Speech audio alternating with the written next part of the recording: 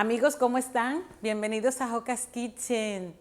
En esta vez voy a utilizar una de mis pastas favoritas. Es la pasta filo o masa filo, también así se conoce.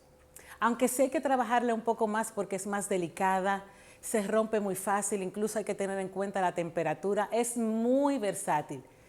La utilicé en otras ocasiones en otros videos para hacer postres y cosas saladas. Hoy vamos a hacer unos pasteles de queso y salmón.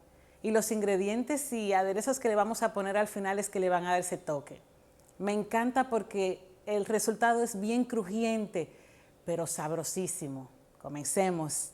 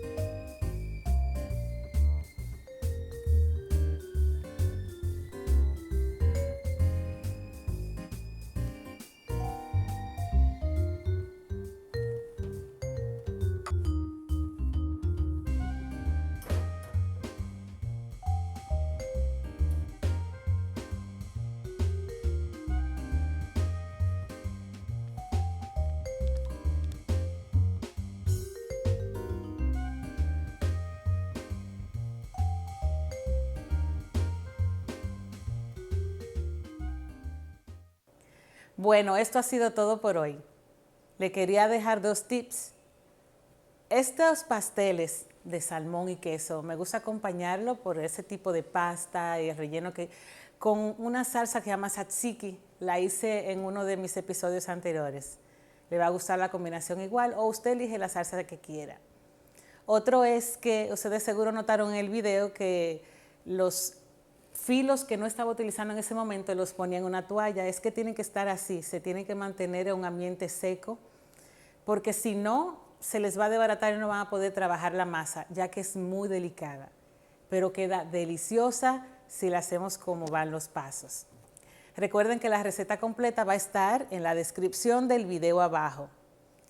También les invito a que compartan, que se suscriban, le den like y ya será de nuevo que aquí estaremos en Joca's Kitchen.